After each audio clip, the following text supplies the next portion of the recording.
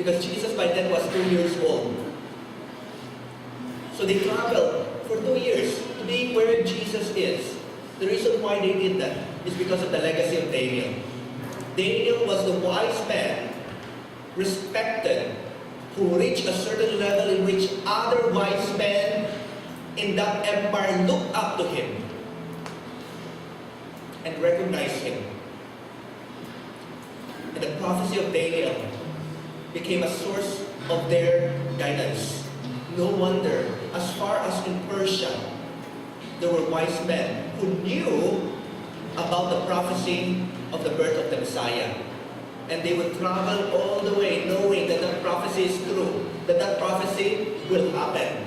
So they will not risk traveling that long if they have doubts concerning the prophecy. The legacy of Daniel lasted all those generations. And that's why the Bible says, as for you, go your way till the end. Relax. Enjoy your life the way God has blessed you. You will rest. And then at the end of the days, you will rise to receive your allotted inheritance. Well, in other words, what the angel told Daniel is a bit similar to what Paul said. I have finished the race. I have fought the fight. And there before me is the reward that has been prepared for me. I pray that each one of us will endeavor that kind of life. A life that is highly esteemed by God. It doesn't happen overnight. It doesn't happen just because you decide to do so. But it happened because of prayer and fasting. So the reason why a lot of our commitments are broken. So how many of us have already joined a number of youth camps in the past? In Kabudlay, we're bagata, we're on fire for a few days, a few weeks, and probably a month. And we'll say to be on fire for a month after a camp is wonderful already, but it's not enough. But we sustain our commitment before the Lord, a life of no compromise, to a lifestyle of prayer and fasting. Now when I say a lifestyle of prayer and fasting, it's not that we have our full fast the whole year. A lifestyle, meaning fasting, is a part of your life. You can commit to set aside a day, a week for fasting. You can set aside a meal, a week for fasting. You can set aside 3 days, a month for fasting. Whatever your commitment before the Lord, don't wait until next year to have another 21-day fast. In other words, you have a regular time of fasting before God. What sustained me in my ministry is because for the past 3 years, I have my regular fast.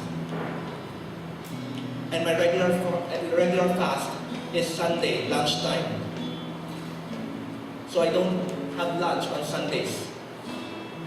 Unless, of course, there are special days that I move my fast to Saturday evening. I know it's not enough pa. Okay, I'm praying that one day I could have a 1 day a week fast. But we endeavor for that kind of lifestyle. Not because we want to brag to people, but because we want to receive strength from God. Don't expect God to all of a sudden tell you, I'm going to bring breakthrough in your life, and I want you to fast for 40 days. Don't expect God to tell you that if you have never fasted in your life. So by having a lifestyle of fasting, we are preparing ourselves so that when the Lord reveals to us that we need to do something, we are ready for that. And so I would like to challenge you, church, today. Dream, endeavor, aim to be a person like Daniel, a man that is highly esteemed by the Lord. So that at the end we could really hear God telling us, well done, good and faithful servant. Pray at the end, how about right now? Daniel was still alive when he received this word. Go your way to the end, because you will rest, and at the end of the days, you will rise to receive your allotted inheritance. In other words, before Daniel expired, he already heard the Lord say, well done, good and faithful servant. Grabe no? So it means we don't have to wait until we are before God in heaven to hear those words. God is telling Daniel here, the work that I have entrusted for you to do, you have already completed it. So just live out the rest of your days. Live out the rest of your